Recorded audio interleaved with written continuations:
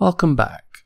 Today we are going to be looking at something from India, something rather interesting that does need some clarification. Now, India for a lot of people is considered to be a matriarchal country, and after some fairly extensive research, there are quite a number of articles out there that push, and these are current articles, push the idea that there are laws that favour men over women. The laws they mention, however, can be easily debunked and prove in fact, if anything, that the country is very gender biased towards men. There is blatant and obvious discrimination towards men in law in India, and it is rather interesting because that is all relevant to what we're going to be talking about. Now, before we jump into that, and totally off topic, I want to take the opportunity, because this is my channel, to shill my other channel, my stream channel, because reasons. I don't know, I just want the attention. I think I've shielded long enough. So let's get into this. So in India there is a Ministry for Women and Child Development, and they hold regular Q&A sessions on Facebook.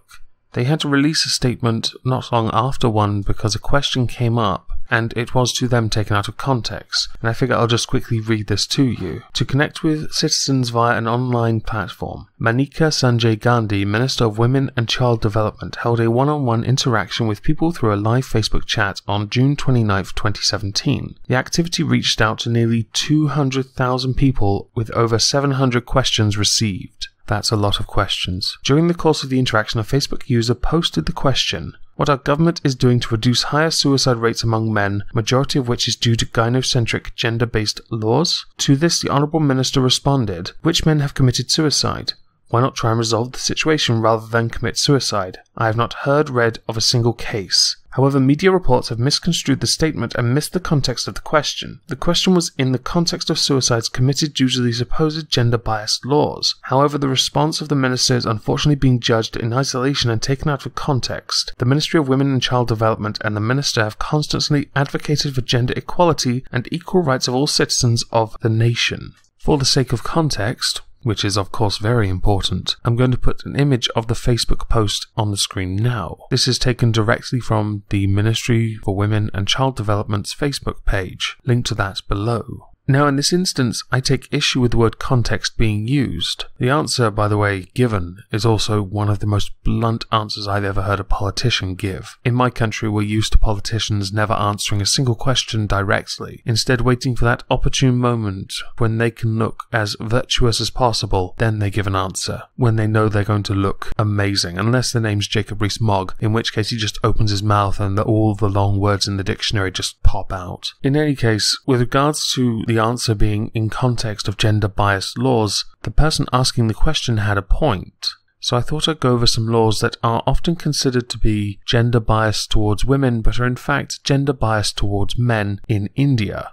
Just before I read off the 9 most commonly known to be gender-biased laws in India, I'm not now saying there are no laws that favour men over women, but in the context being important after all, of this article, by article I mean bits of article put together. There is in fact an article, but I just decided against reading it. I figure it's wise to read these articles and also make that disclaimer. Now, there are considered to be 9 gender-based Indian laws that are unfair towards men. First, the father of the deceased doesn't inherit property, but the mother does. There is more to that, but honestly, I don't think I need to read these too much. I'll leave it on the screen for you if you are interested.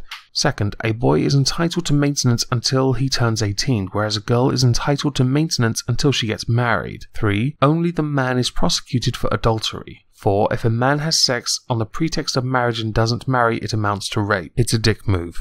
5. If a guy under 16 years of age has consensual sex with a girl of his age, he is a rapist. They're both idiots.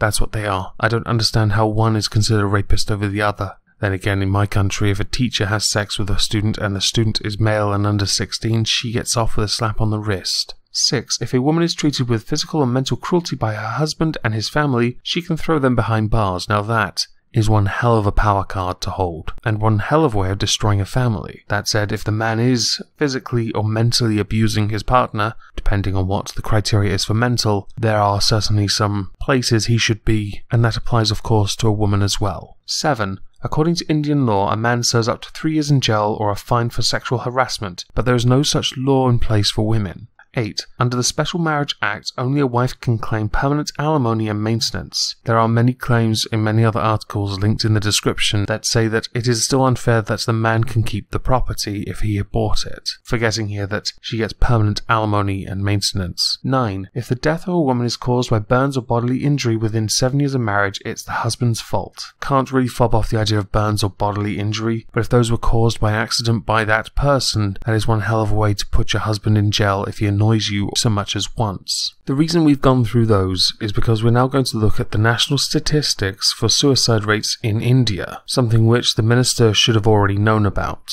as it is pretty bad. I mean, any suicide's bad enough, but the fact she answered as bluntly as she did when these statistics exist is not a good answer.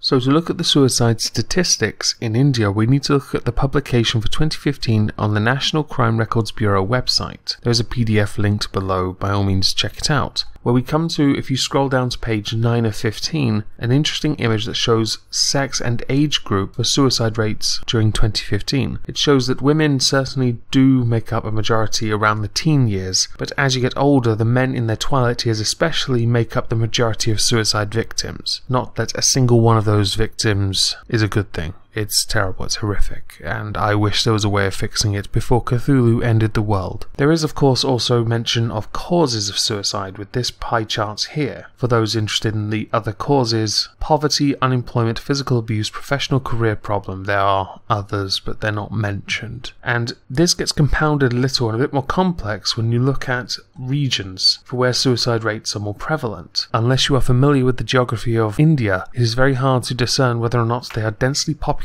areas or not without going through each region in turn and looking at the population, which will undoubtedly be rather high anyway. Needless to say, this very document is something that the minister should have known about, regardless of the supposed context of gender bias laws. When there is in fact proof that there are gender bias laws, she should have known about this, and instead of using such a blunt answer, should have maybe suggested looking into it. But then again, her department is called Women and Child Development. I honestly don't believe for a second that anything truly equal based or anything striving for equality will come from that office that doesn't punish men, because men are already excluded from the title because they're believed to be more privileged.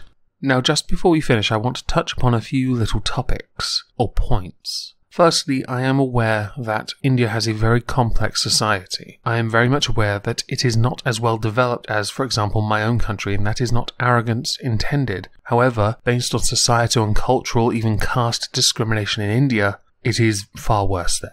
I am also aware of the growing number of acid attacks taking place in India. For example, a more recent one occurring where a husband did it to his wife and daughter in a drunken rage, but because of their inability to go anywhere, they have to stay with him, which is terrible. But for the sake of the video and the topic, it is not relevant. That husband should be in prison. I don't know why he isn't. I'll leave a link to the article below if you are interested in reading it.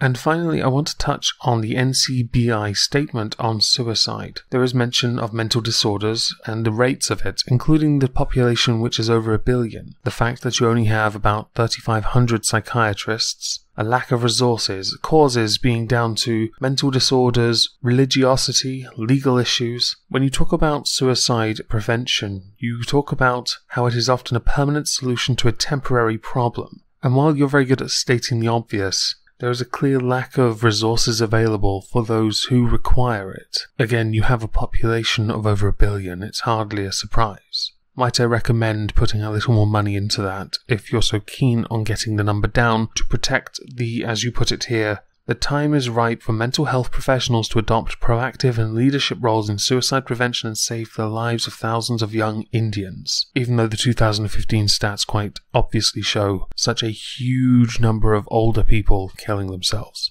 Thank you all for listening.